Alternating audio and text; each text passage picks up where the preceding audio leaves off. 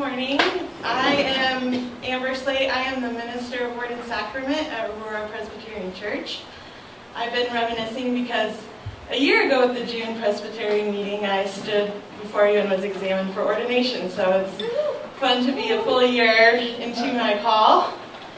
And I'm excited this morning to share what God is doing in and through Aurora Presbyterian Church. And I have with me two ruling elders today, Vi Anderson and Rachel Brooks. And both of them have had wonderful service to the church and commitment to being Jesus' hands and feet. So I'm excited for them to be here and share with you also this morning. But before I turn it over to them, what I wanted to share before what we were doing, and we were doing a lot of really neat things, I wanted to share also who we are becoming. And so one of the important things that we are becoming is we are becoming an intergenerational ministry church. And what that means for us, and it's on the next slide I believe, is that we have taken some time, several seasons, to let that sink in and be part of our foundation. So we didn't just go ahead and start a bunch of new programs or start a lot of activity, but we started asking the question, why it is that we are who we are, and as we ask the adults, what is important about our faith and why is it important? And one of the answers that we kept getting back is because someone invested in me, or someone noticed me and said I had something important to offer at the church, or someone made me feel like I belonged. And so we wanted to offer that for all generations at our church. And as our preacher said yesterday, we want to be disciples together, not doing it, the adults in their separate place and the kids in their separate place, but growing and thriving together.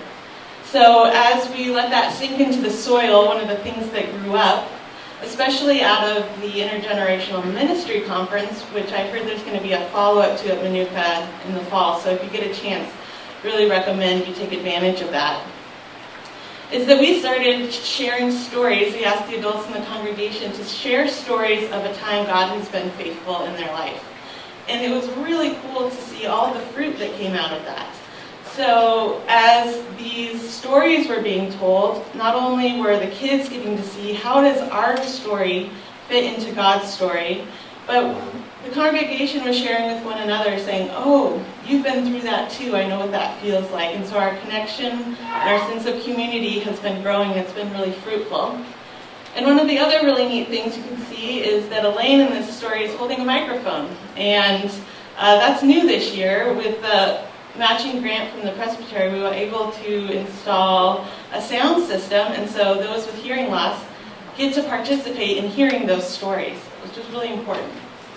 So with that, I want to ask Vi to come up and share a little bit about our programs called Backpack Buddies.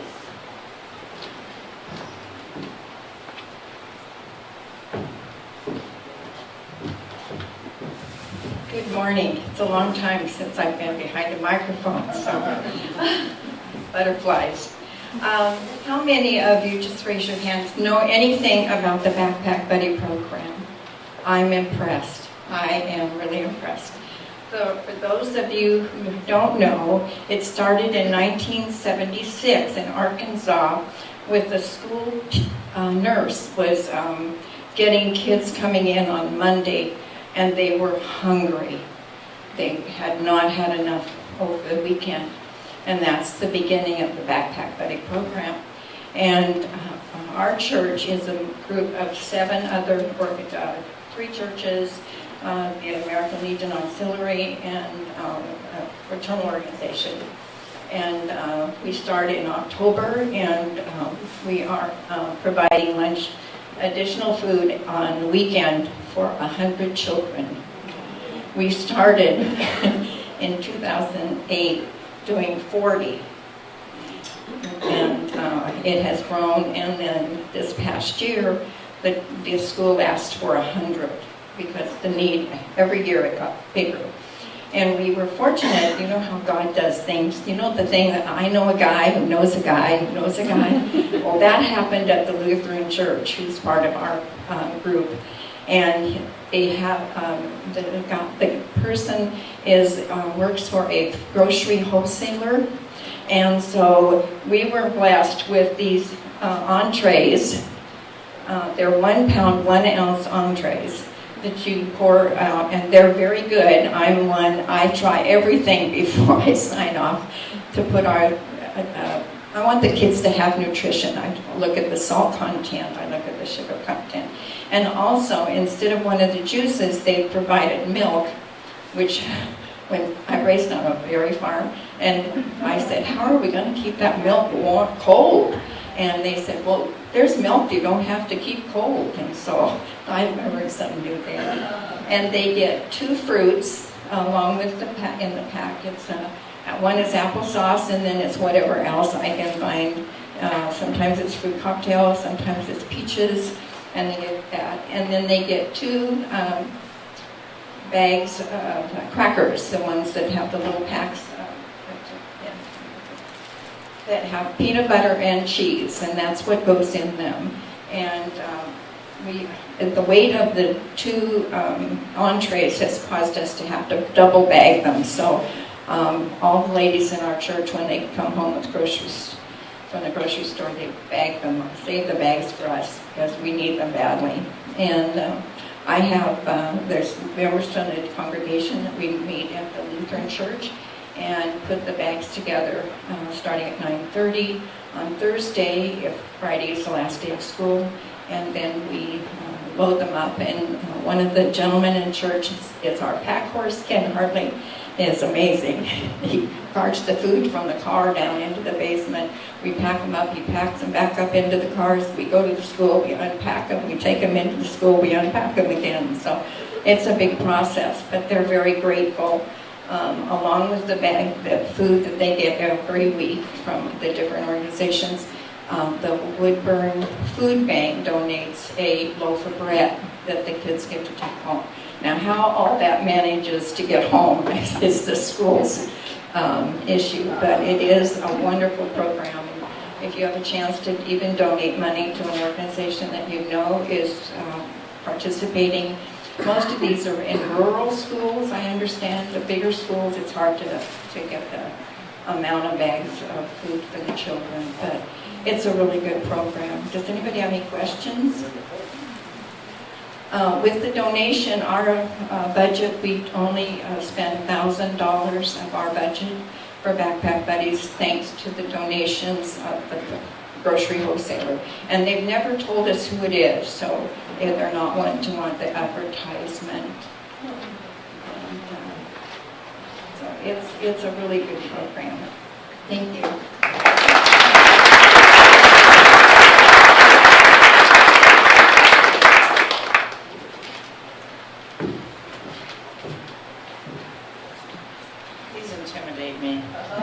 I'm the mission elder at the church, and it's a pretty small church. We have officially 46 members, but give or take 10, 20 friends of the church, and I am really, really amazed at how much we can do for a small church, and I'm just going to share some of these things with you. We have a transitional shelter, which is a house that sits over by the Lutheran Church, owned by the Lutheran Church, which we give a gift to every year. It provides temporary housing for families with children in Clackamas County, anywhere from 6 months to a year and a half. Kind of gives them an opportunity, get back on their feet, save up money to move on to permanent housing. We support the Camby Center, which serves youth and adults in the Camby School District with basic needs, food, clothing, shelter, and even more specific needs, referrals to medical, dental. They have jobs and business resources. They have an area with computers, internet. They help people with interview skills, updating resumes, cover letters. They have tutoring, after-school tutoring for children that are having trouble, school supplies. They offer spiritual counseling and guidance and referrals to churches.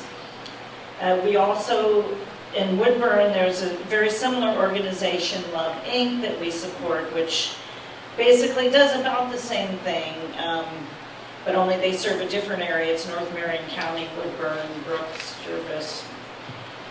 They also have recently moved into a church, and they have a huge storage unit. They collect furniture, and a lot of the members of the congregation donate furniture and their time. And then Backpack Buddies, which I talked about. We are very closely tied to North Marion School District, which is where the Backpack Buddies serve. We do 2 clothing drives a year for them. They have a coat in the fall, and for families, it's not just for the kids, it's for the whole families. We adopt a family at Christmas time where we have 1 or 2 families and members of the congregation then buy gifts and wrap them and they deliver those. We do a mitten and hat tree with mittens, hats, and scarves that we donate to the school for kids that need them in the winter. We support North Willamette Valley Habitat for Humanity, which I think everybody knows what Habitat for Humanity is. This is just for a more localized area. We also support Capernaum New Life Ministries, which is an organization in Portland that serves young adults that have disabilities, and they provide Christian fellowship and activities in summer camp. We have a yarn ministry, and last year they sent hats and mittens and sweaters to the Appalachian ministries. They make beautiful prayer shawls, which are available for congregation and community. We also, in the basement of this tiny little church, managed to house North Marion Community Library, and they're open a couple days a week and provide library services and activities in the summer for the kids. Jubilee Food Pantry, we have been supporting for several years. We have a food barrel set up when you come into church, and we deliver 3 times a year to them. Thanksgiving, people donate meal deals from the local grocery store that we give to families so they can actually have an entire meal for either Thanksgiving or Christmas. We have a soup potluck on Super Bowl Sunday, and we collect donations, which then go to the food pantry. Globally, we are supporting Medical Teams International, which provides medical and dental care, humanitarian aid, holistic development programs to people in need. We also support the International Reconciliation Ministries, which serves to bring the gospel of salvation to people in prisons throughout the world.